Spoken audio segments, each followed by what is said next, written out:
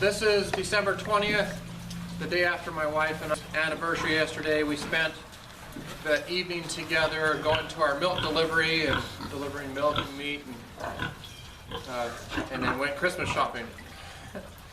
We woke up this morning to come check on the mama pigs. What we've done is we have all these pigs out here, and we felt that there was a potential risk for having these two mama pigs farrow in the middle of winter when everybody beds up here at night. Normally they all go out and they bed up in the pasture, and there's not an issue with them giving birth in the middle of summer.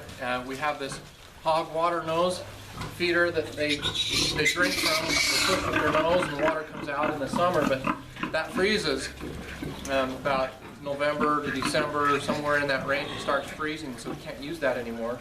So we have to create watering spots with heaters in them so the water doesn't freeze and pigs have access to water. But what we've got is all these pigs out here. We felt that that was a potential hazard if the mamas were farrowing and giving birth to their young. With all these pigs around, there's a higher potential risk that they could trample the young. So we created this pen this week, and it's a place where the mamas can come get away from everybody else. There's a little bit more hay. There's access to her and the others that are farrowing that have a place to get away, a place they can be on their own and not have the fear of the young being trampled.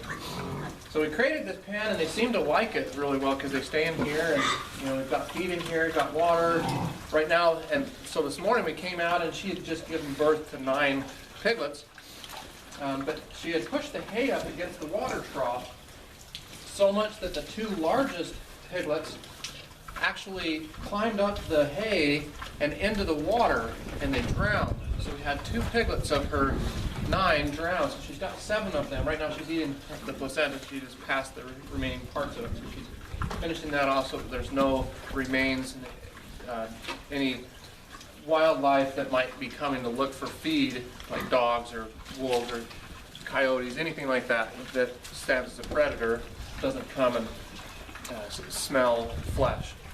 So anyway, this is one of the issues that we have. The realities of farmers is we have to troubleshoot issues. What do? We created a place, a safe place, we thought, for the mama to farrow, but if it's creating a hazard for young to potentially die and drown, we've got to do something different.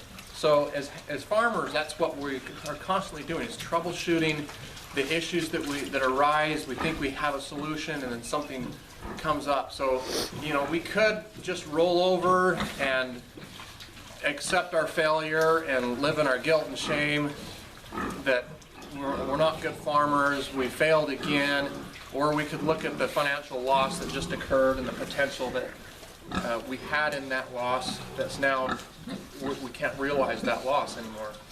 So, or we can put our bootstraps on and our clothes, come down and find a different solution, something else that we can do to create a solution, fix the problem.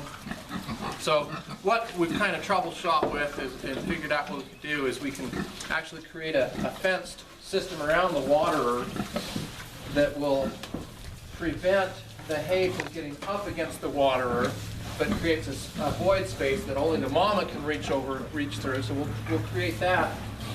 But I just want to talk for a minute about the realities of farming. This is what we deal with on a daily basis, regularly, and having to come up with these ideas, these ways to overcome these shortcomings that we come up with, these blockings. So we look at the next generation, the youth, and what I see a lot of the tendency with these youth is they are turning to the electronic world to find an escape from those feelings of either failure or not being accepted. And we need to give children the opportunity to come against something that might be considered a failure or a hardship or something that you could feel shame or guilt about, and find a solution, overcome that, and rise up above that loss or that failure, instead of turning to the internet to assuage your pain or feel like I've got to go outside of my environment and find some pleasure somewhere else to help get over my guilt or my pain or my suffering, whatever it is that the youth are experiencing. So we need to have the next generation learn from these opportunities and see that they can provide, they can overcome those failures. They can see ways to troubleshoot, ways to find resolutions to problems, not just this is a problem in my life, give in to it,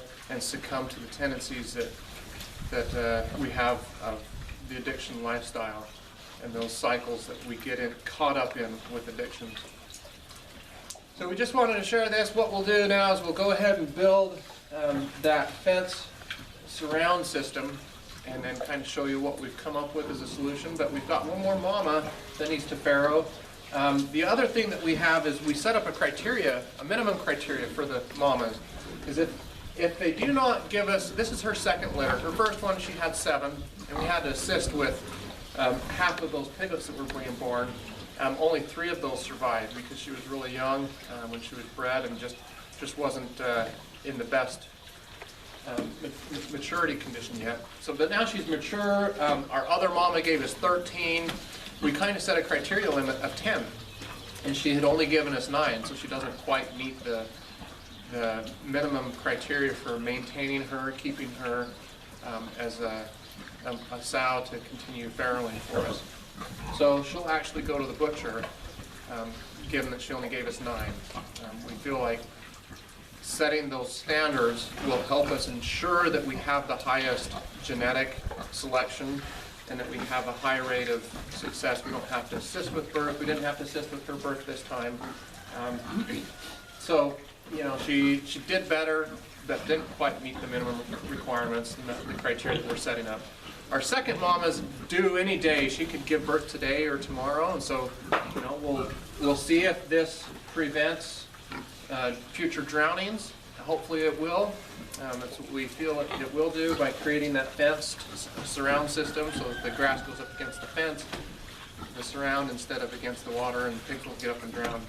But we'll see when the other mama farrows if that does prevent that, and if she meets the criteria as well. If she gives us at least 10, then she'll continue to provide future piglets for us. So thanks for sharing in our failure, our loss today, but we will rise up above and we'll overcome and you know, troubleshoot, do the best we can.